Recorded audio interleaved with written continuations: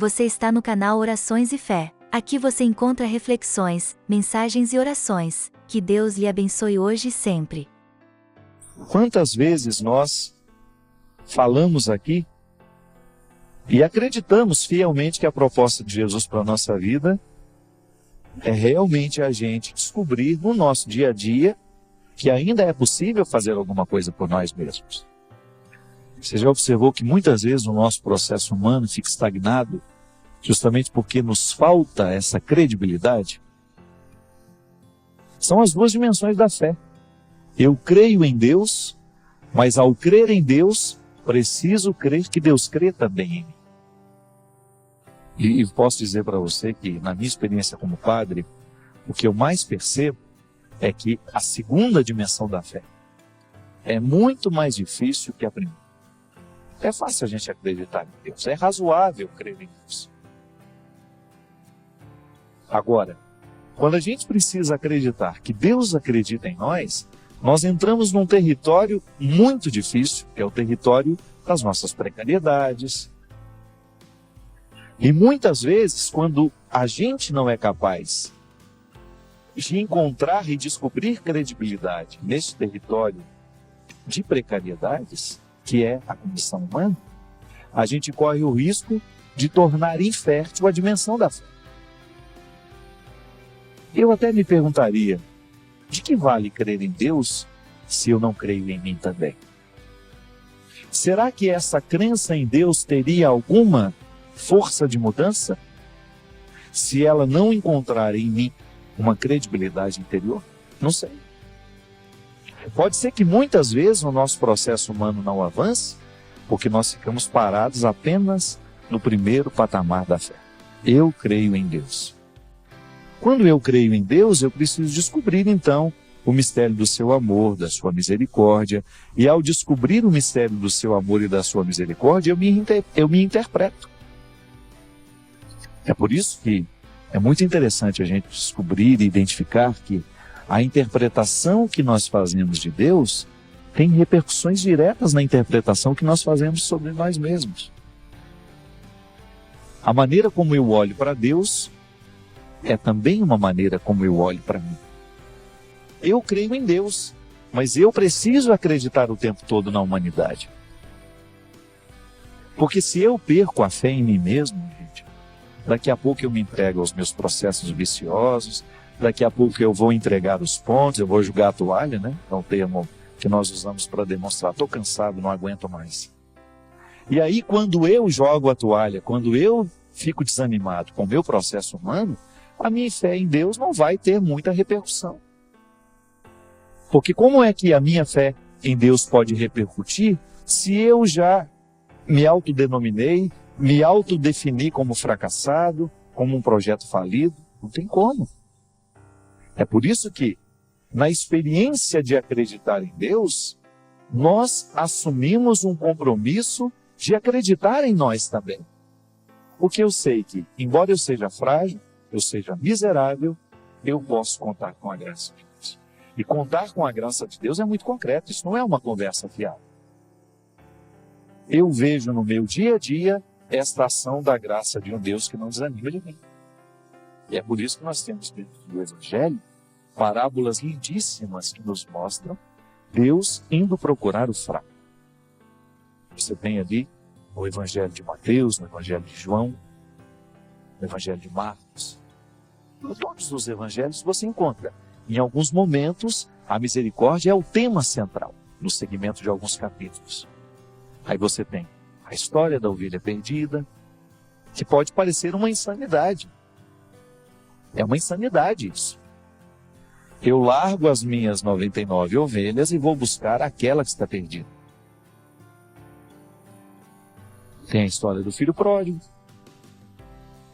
Um pai dá a herança, porque o filho está reivindicando, vai embora, gasta tudo, depois volta, é perdoado, é recebido com festa. Veja bem que tudo isso fere muitas vezes a lógica do bom senso, não é? Mas aí você descobre que você está entrando numa outra lógica, que é do amor de Deus, que é justamente aquele que vem fortalecer a crença em mim, a crença em você. Cada pessoa que sai desse lodo do desânimo, que reencontra o significado da vida, isso entra para o livro da história. Alguém deu certo. As pessoas estão muito desacreditadas delas mesmas. Não sei porquê.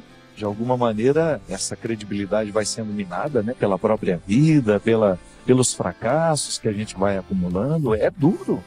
Não é fácil ser a gente e dar conta de você se levantar todos os dias, de você aguentar a paulada que vem de todos os lados. Quanto mais pública é a pessoa, maior são as pauladas, maiores são os palpites, maiores são as interferências, as histórias que inventam. É natural da vida. Eu enfrento isso de uma maneira, você enfrenta de outra. Agora, como é que a gente vai reagir diante de tudo isso? Eu tenho consciência disso. Eu preciso dar certo como pessoa. É meu compromisso com o Evangelho. Eu não posso ser um pregador que não vive no seu dia a dia, na sua carne, o dinamismo da fé que eu prego. Se eu digo para você que acreditar em Deus é também acreditar em você, eu não estou livre desta luta, porque a segunda dimensão da fé é luta. A primeira é dom, né? Eu acredito em Deus. Recebi este dom. O segundo desdobramento da fé que eu preciso ter em mim é luta humana. Eu preciso todos os dias reencontrar um motivo para continuar acreditando em mim. Porque o vizinho, a pessoa que está do lado, o invejoso, vai olhar para você, vai fazer questão de julgar um lixo em você, vai fazer questão de fazer uma calúnia, vai fazer questão de puxar o seu tapete. E aí é a hora de você. A vida vai te dar tombos naturais. As coisas não acontecem do jeito que a gente quer. E aí? Como é que nós vamos reagir diante de tudo isso? Como é que eu vou agora me posicionar diante de uma vida que nem sempre eu escolhi? Porque às vezes a vida é assim. É fruto da minha escolha, mas de vez em quando também chove no meu quintal uma chuva que eu não pedi. E aí eu preciso dar conta. É o meu posicionamento. E agora, como é que eu vou me posicionar diante disso? E aqui nós temos duas possibilidades, né? Parece que não existe uma terceira. Ou nós vamos enfrentar essa vida e vamos dar um jeito de reinterpretar a chuva que a gente não queria, e vamos dar um jeito de transformar essa chuva que a gente não queria em algo bom, ou nós vamos nos entregar ao processo do choro, do sofrimento, da lamúria, e vamos ficar assim estabelecidos. Hoje eu recebi um e-mail, por causa de uma conversa que eu tive pelo telefone com uma grande amiga minha, e nós falamos justamente das pessoas que se acomodam na vida e que, por causa do cômodo que a vida trouxe, se acostumam com os maus tratos, se acostumam com aquilo que há de pior. E para não quebrarem o cristal do encanto, né, passam a vida inteira ali naquela lamentação natural, mas ao mesmo tempo alimentando o ciclo vicioso, a raiz que gera toda infelicidade. Aí essa minha amiga escreveu um e-mail muito interessante, ela diz, olha, às vezes nós somos como um carro. O motor é bom, funciona direitinho, mas nós escolhemos mal o combustível que a gente escolhe. É o combustível que a gente coloca para nos mover. E ela tem razão. Às vezes nós prejudicamos o funcionamento da nossa vida porque nós estamos escolhendo muito mal o nosso combustível. É impressionante, gente, como é fácil desperdiçar a vida. Eu fico vendo o tempo todo do meu lado e como é fácil a gente desperdiçar um dia. A gente se aborrece e faz aquele aborrecimento virar o combustível. De 1, 2, 3 dias, 4, não é assim?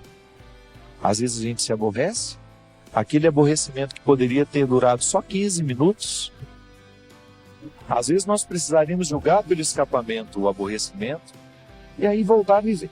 Mas não. Aí a gente desce aquele beijo. O primeiro ouvido que escuta é o meu, né? Precisa aprender a estabelecer. Porque às vezes eu desperdiço 1, 2, 3, 4 na semana. Às vezes eu desperdiço um mês. Às vezes eu desperdiço um ano. Às vezes eu desperdiço 10. Às vezes eu desperdiço 20. às vezes eu desperdiço a vida inteira. Por quê? Porque me faltou amor próprio, me faltou credibilidade, me faltou acordar, abrir os olhos e identificar, meu Deus, eu estou perdendo a oportunidade de ser feliz, porque eu estou colocando um combustível estragado dentro do meu coração. Não podemos continuar alimentando o nosso motor com combustível estragado. E não tenha receio de olhar para o combustível que você está colocando. Isso é religião, minha gente. À luz do sagrado, nós identificamos as nossas precariedades e atuamos sobre elas. Hoje um amigo meu também pelo telefone, o Marcão lá da Morena Rosa do Paraná, meu grande amigo Marco, ele falou, Padre Fábio do céu, às vezes eu fico trabalhando tanto, que eu fico pensando, será que tem que ser assim? Será que eu não vou morrer antes da hora, justamente por causa do excesso que eu estou provocando? É assim mesmo. Agora, gente, quando nós temos a sensibilidade e a possibilidade de descobrir isso, é porque muitas vezes nós já estamos danificados. A gente foi se danificando, e de repente os nossos olhos se abriram para perceber que não dá mais para ser assim.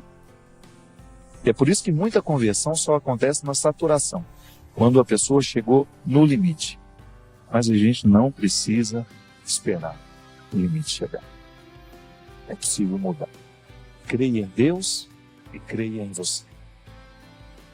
E a partir desses dois pilares de fé, nós podemos estabelecer uma vida nova, um compromisso novo, um novo tempo, um novo mundo.